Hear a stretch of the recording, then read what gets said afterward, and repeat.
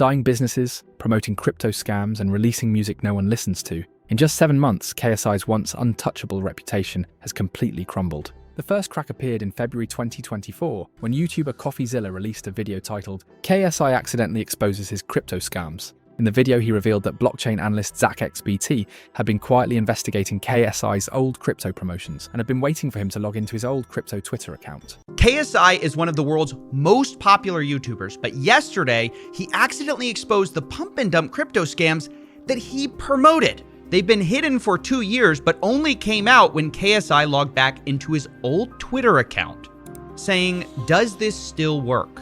Now, if you didn't know, this is KSI's crypto account where he used to talk about crypto coins he liked, but he messed up because one investigator has been waiting for him to return to the scene of the crime. And that person is not me. It's ZachXBT. ZachXBT's research pointed to what looked like a textbook pump and dump strategy where KSI would publicly hype a coin, then quietly cash out. In one case, he declared himself part of the hodl gang for the token XCAD, only for blockchain records to show that within hours, he'd sold roughly $850,000 worth. He goes on, "Remember when KSI posted this? All of a sudden, my XCAD bag is looking juicy again. Hodl gang then proceeded to dump $850,000 worth of XCAD over the following days from his wallet address." The same thing happened with the Earn token, where after tweeting he was bullish, he dumped $174,000 6 hours later, then another $174,000 just 4 hours after that. Turns out on March 20th, 2021, KSI tweeted this: "2 NFT coins I'm very bullish on, Super and Earn. Any other NFTs I should look at?"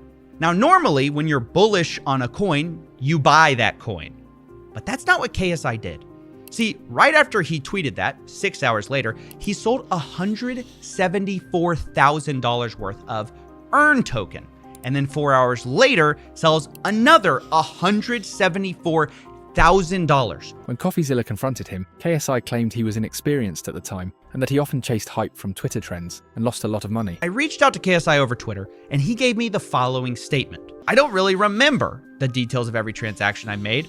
These were coins I put my own money in, thinking they would do well. I would listen to what people said on Twitter and just follow stuff. I invested in Doge, etc. I didn't have malicious intent in trying to scam. I was new to crypto, so I was excited, putting money in random things and trying to chase the pumps, and ultimately lost heavily." He also argued that sometimes he tweeted the opposite of his actual trades because he thought the market was trolling him, and that the prices always moved against him after he tweeted. Telling people you're bullish and then selling is not explained by, "I was new, I was dumb." And I said as much. I said, "I'm just trying to understand why you traded the opposite way that you were saying on Twitter." And KSI replied this: "Because I thought I was getting trolled. Honestly, every time I tweeted something, the opposite would happen on the market. So I decided to tweet the opposite of what I was actually doing and still took an L." But CoffeeZilla didn't buy it. He pointed out that intentions didn't matter. A celebrity with millions of fans promoting a coin, then selling their stake shortly after, is still manipulating the market whether they mean to or not. He thought the market was against him, so he publicly said one thing while privately, secretly doing the opposite, which is kind of the definition of a pump and dump when you promote that to a big audience. You say you're gonna buy to your followers while secretly selling. Whether or not it's a successful pump and dump, whatever pump and dump, that's what it is. When KSI finally addressed the matter on stream, he didn't offer much clarification. Instead, he dismissed CoffeeZilla as a clout chaser and insisted he was too rich to bother scamming anyone. It's kind of mad how CoffeeZilla has made not 1, not 2, but 3 videos on me. And I haven't even responded yet. I haven't even said anything. And this man is just trying to annihilate me. Saying I'm a scammer. But I don't know, why would I scam? I've turned down millions and millions and millions of deals.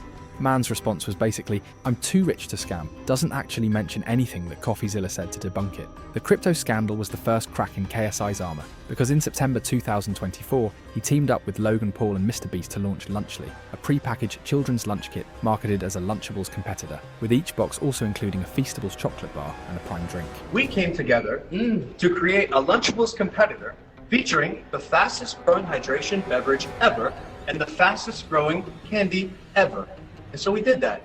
Ladies and gentlemen, we'd like to introduce you to Lunchly. But nutritionists quickly pointed out that the pack of Lunchly was unhealthy for kids. One was Dr. Mike, a licensed physician and popular health YouTuber, who explained that the turkey kit contained just 230 calories, barely enough to fuel a child for part of the day. To reach a proper calorie count, a kid would need to eat nearly 3 Lunchlys, which would also overload them with sodium far above USDA recommendations. Kids need energy to function, and calories give them that energy. Lunchly turkey contains only 230 calories, which would mean a kid would need to eat about 2.7 portions to consume enough calories. And if they did that, they'd get nearly 1,300 milligrams of sodium, which is also significantly over the USDA standards. But things only got worse when Rosanna Pansino posted a video where she opened a Lunchly kit for a taste test and discovered that the food was moldy. These are supposed to be good for like another 2 months. This is molded.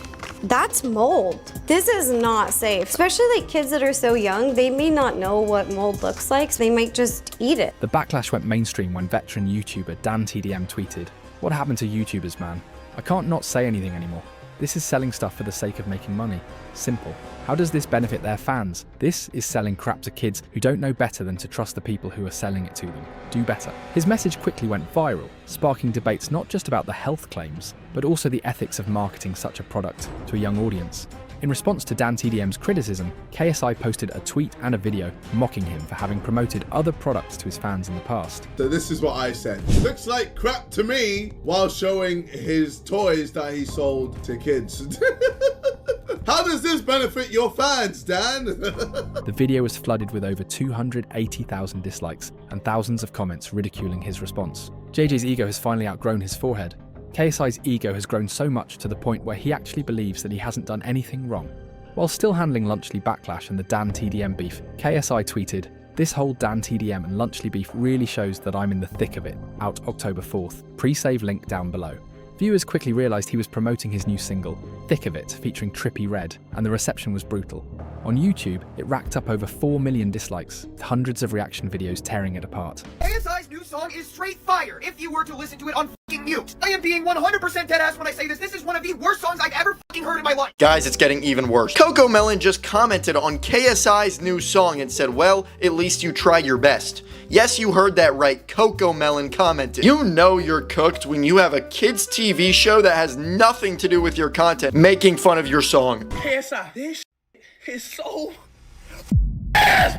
Quit the music. Quit the ass. I'm sick of hearing that goddamn soul. The backlash got so intense that even Trippie Redd roasted the track, tweeting, "I was held hostage to do this." Jake Paul also jumped on the hate train, posting, "Thank you KSI, you hero. My 83-year-old grandpa hasn't been able to walk in years. But when you released this song, he finally stood up and turned this shit off." Under the weight of the extreme criticism, KSI broke down in several interviews when asked about the song. You couldn't accidentally have made a funny song. Well, I wasn't trying to make a funny song. You weren't trying to, I but was you literally accidentally trying did. to make a song about my life.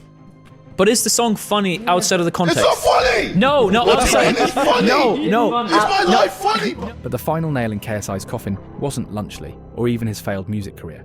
It was Prime. US Senate Majority Leader Chuck Schumer sent a formal letter to the FDA demanding an investigation into Prime Hydration and Prime Energy, pointing out that the drinks contained 200 milligrams of caffeine in a 12-ounce can, and accusing the brand of dangerously marketing to kids on social media. The fallout was immediate. Prime's sales went into freefall. Analysts estimated that US retail sales fell by nearly 40%, while in the UK, sales collapsed by over 70%, wiping out more than 90% of profits. With Prime's sales plummeting, a dying music career and a crumbling reputation, his once unstoppable brand is now on life support.